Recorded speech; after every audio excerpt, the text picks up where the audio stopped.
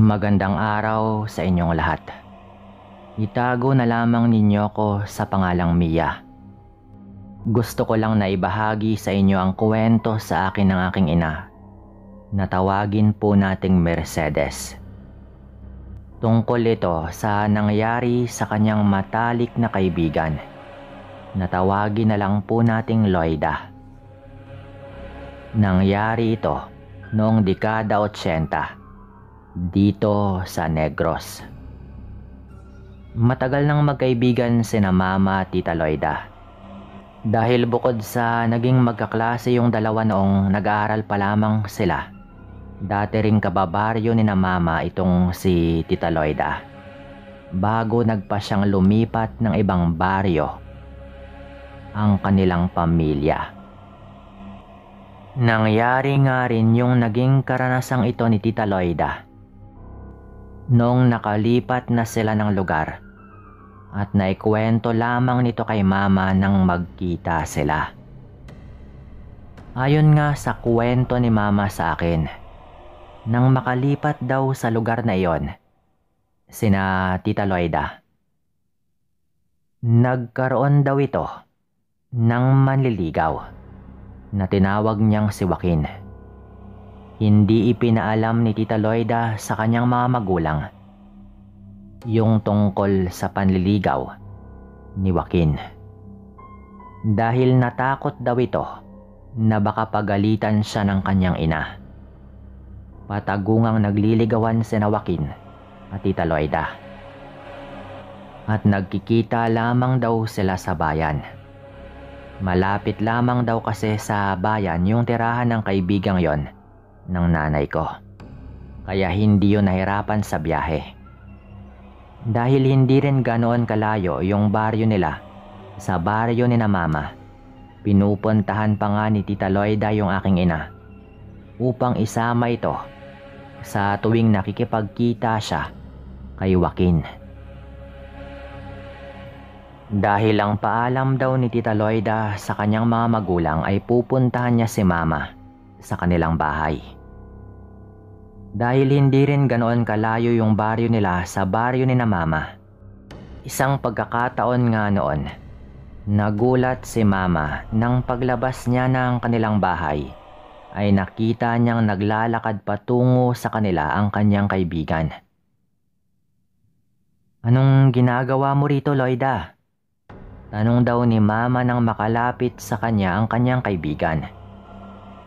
Dahil nakalimutan ni Mama na araw yon ng pakikipagkita ni Tita Loida sa kanyang manliligaw.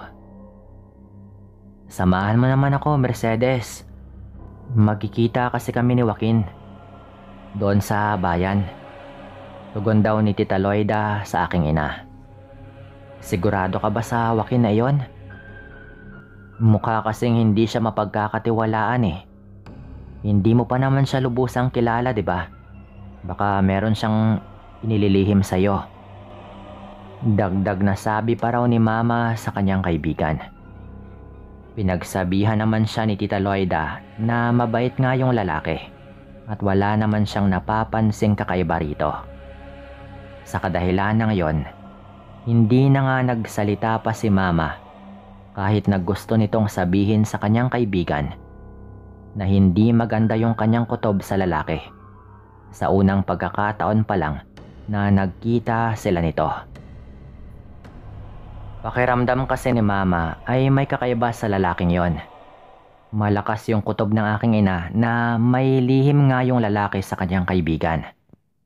Ngunit kahit na ganoon, wala namang nagawa noon si Mama kung hindi yung pumayag sa kanyang kaibigan. Nagbihis nga siya at nagpaalam sa kanyang mga magulang na sasamahan ito si Tita Loida doon sa bayan. Kaagad nga po silang umalis noon sa bahay ni na Mama at nagtungo sila sa bayan upang kitain si Joaquin. Walang imik yung aking ina habang nagkukwento sa kanya si Tita Loida na parang sasagutin na raw niya yung lalaki ng araw na iyon. "Okay ka lang ba, Mercedes?" Tanong pa raw ni Tita Loida kay Mama. Mas maigi pa sigurong sabihin mo na lamang sa iyong mga magulang yung tungkol kay Joaquin. Baka sakaling matanggap naman nila yung pakikipagrelasyon mo sa lalaking yon. Wika pa raw ni Mama sa kanyang kaibigan. Hindi naman umimik itong si Tita Loida ng mga oras na iyon. Sakto namang nakarating nga sila sa bayan noon, kaya bumaba na sila sa sinasakyan nilang tricycle. Sumunod na lamang daw si Mama kay Tita Loida para puntahan si Joaquin. Nang makita nila yung lalaki, kaagad na lumapit dito si Tita Loida. Hinayaan na lang muna ng aking ina si Tita Loida at Joaquin na mag-usap habang siya naman ay inaaliw na lamang yung kanyang sarili sa mga taong dumadaan. Makalipas nga yung halos 2 oras na pag-uusap noon ng dalawa, niyaya na ni Tita Loida si Mama na umuwi. Tumango na lamang yung aking ina sa kanyang kaibigan. Nagkwento nga itong si Tita Loida tungkol sa kanyang pagsagot kay Joaquin ng araw na iyon habang nasa biyahe sila pa uwi. Tama ka nga siguro, Mercedes. Sasabihin ko na lang sa aking ina yung tungkol sa amin ni Joaquin. Wika pa raw ni Tita Loida. Napatango na lamang si Mama bilang tugon. Masaya nga ring sinabi ni Tita Loida nga dahil nga roon, niyaya niya si Joaquin na pumunta na lamang sa kanilang bahay sa kanilang sunod na pagkikita. Mabuti naman kung ganon.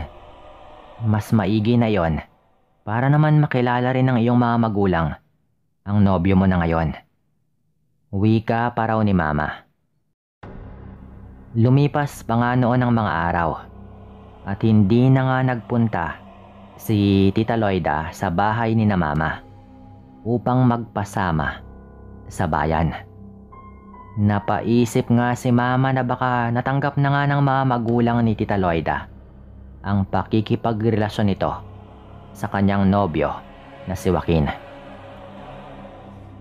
Hindi na rin nakialam noon si Mama sa kanyang kaibigan.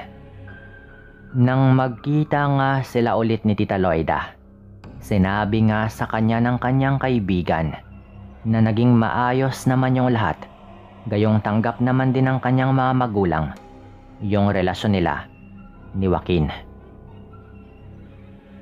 Ilang ulit ng araw na nakapunta sa bahay nila yung lalaki. Laking tuwa naman ni Mama dahil masaya raw si Tita Loida sa kanyang nobyo. Makaraan yung ilang linggo noon, hindi na muling nagkita sina Mama at Tita Loida. Wala namang naging problema yung aking ina tungkol sa bagay na iyon.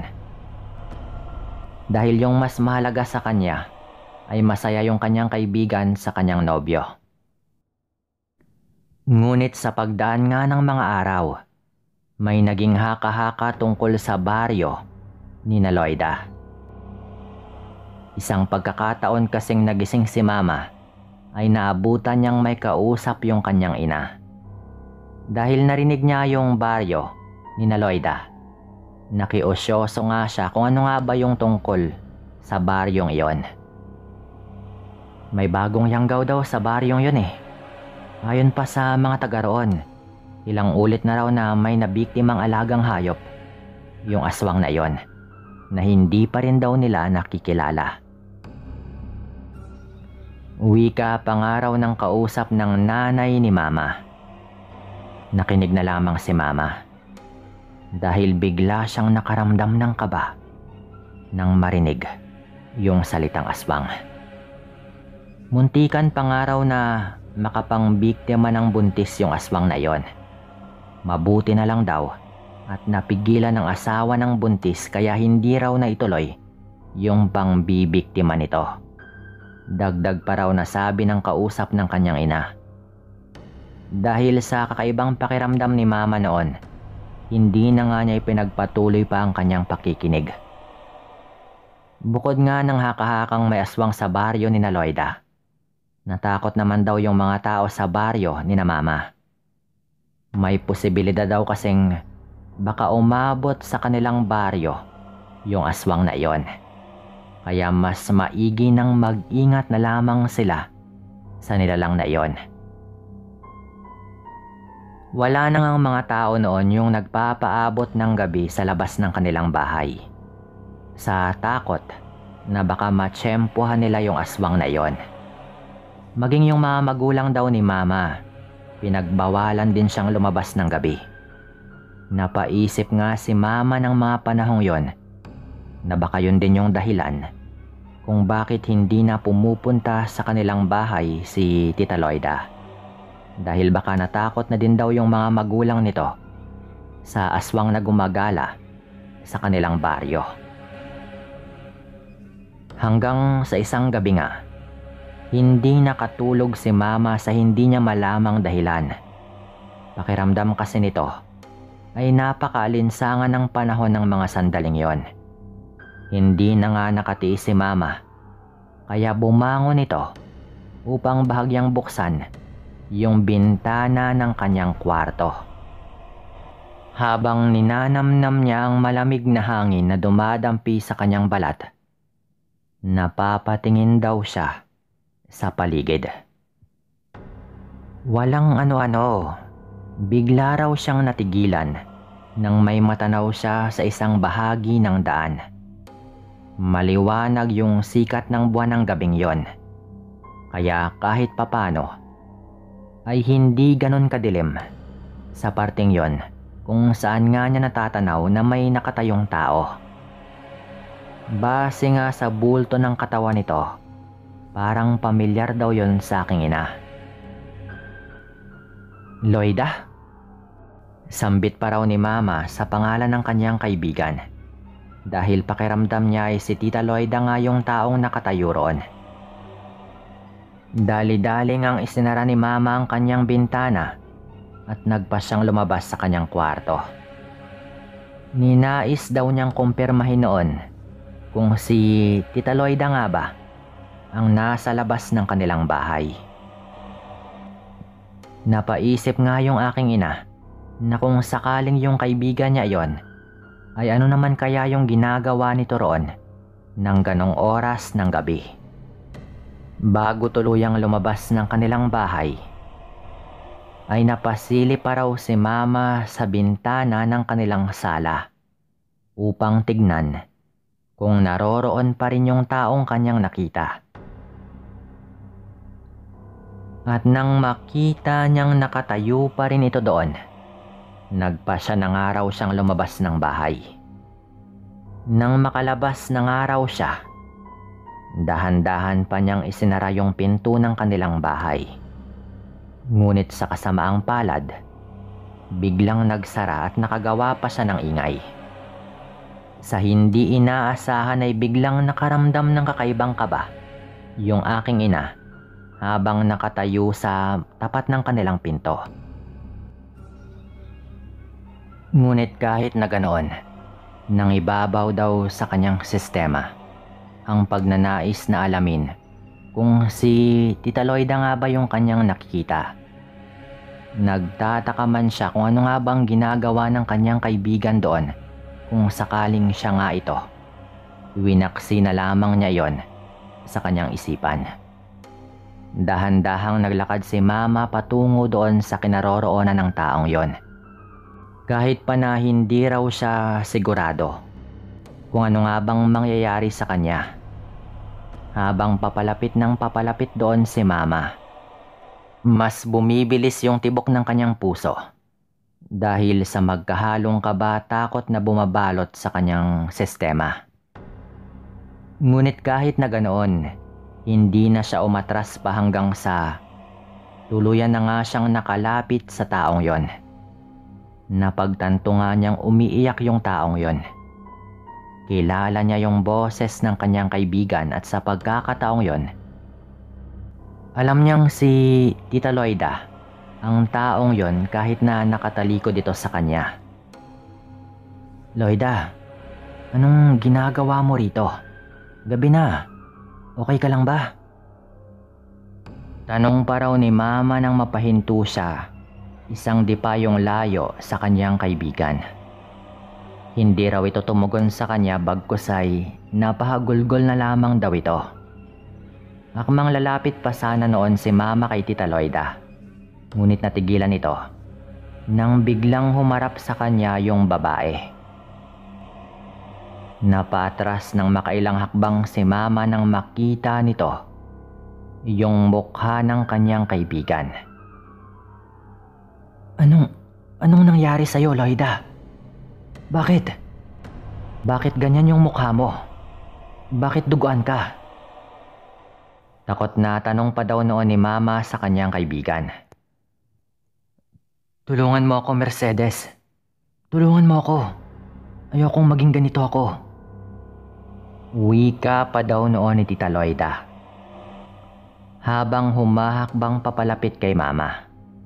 Sa takot naman ng aking ina sa kanyang kaibigan, ay napaatras daw siya habang lumalapit itong si Tita Loida sa kanya. Paulit-ulit daw na sinasabi ni Tita Loida kay Mama na ayaw niyang maging ganon. Nung una ay hindi maintindihan ni Mama kung ano nga bang ibig sabihin ni Tita Loida. Ngunit naisip ni Mama yung tungkol sa aswang sa kanilang baryo. Napailing si Mama nang maisip nito na baka si Tita Loida pala yung aswang na iyon. Ngunit pinatunayan nga ng kanyang kaibigan sa kanya na totoo yung bagay na kanyang iniisip tungkol dito. Walang ano-ano kasi noon, bigla raw na naglaway itong si Tita Loida habang nanlisik ang kanyang mga matang nakatingin kay Mama. Nagwika raw yun ngunit paunti-unting nagiging garalgal yung boses nito. Patuloy itong lumapit sa aking ina, kaya patuloy rin yung pag-atras ni Mama papalayo rito. Sa hindi inaasahan noon, biglang natumba si Mama at napaupo sa lupa dahil nataliso daw ito sa batong hindi nga niya nakita. Bakit, Loida? Bakit ka naging aswang? Ikaw nga yung tinutukoy nilang aswang na nang bibiktima sa baryo ninyo. Tanong pa raw ni Mama sa kanyang kaibigan. Hindi naman tumugon yung babae. Bagkus ay parang wala na raw ito sa kanyang sarili ng mga sandaling yon. Paulit-ulit daw nitong sinasabi na masarap daw yung karne ng tao at parang gusto raw niyang kainin yung lamang loob ni Mama. Kaya natakot nga yung aking ina. At nang akmang atakihin na nga siya noon ni Tita Loida, napapikit na lamang siya ng kanyang mga mata. Ngunit narinig niyang parang napahiyaw yung babae na animoy isa itong baboy na kinakatay. Layuan mo yung anak ko. Papatayin kitang halimaw ka. Sigaw nga ng isang boses noon. Laking pasalamat naman noon ni Mama nang mapagtantong yung kanyang ama yon na may hawak pang armas. Kaya't hindi nga raw nagdalawang isip noon si Lolo. At nagawa nga raw niyang tagain yung aswang na yon. Mabilis naman daw na umalis noon si Tita Loida na may tama na nga ng taga sa kanyang braso. Kaagad na bumangon si Mama at tumakbo sa kanyang ina na naroroon na rin daw noon. Pumasok sila sa kanilang bahay at nagkwento si Mama tungkol sa nangyari. Labis raw na natakot si Mama kay Tita Loida ng gabing yon. Naawa rin daw ito sa kalagayan ng kanyang kaibigan. Hindi na rin naman bumalik si Tita Loida ng gabing yon. Ngunit hindi nakatulog si Mama sa pag-iisip kung bakit naging aswang yung kanyang kaibigan. Kinaumagahan nga noon, nagpa siya si Mama na puntahan yung bahay ni na Loida. Nakita nga niya ang kanyang kaibigan na nakakadena at tila wala sa kanyang sarili. Nang tanungin nito ang mga magulang ni Loida kung ano nga bang nangyari dito, sinabi ng mga ito sa kanya na nahawaan daw ito ng kanyang naging nobyo sa pagiging aswang. Naalala nga ni Mama si Joaquin, kaya pala masama yung kanyang kutob sa lalaki. Dahil tama siyang may kakaiba sa lalaking yon. Marahil ay bago pa man siya sagutin ni Tita Loida, ay nagawa na nga nitong simulan yung kanyang pagpapahawa ng pagkaaswang.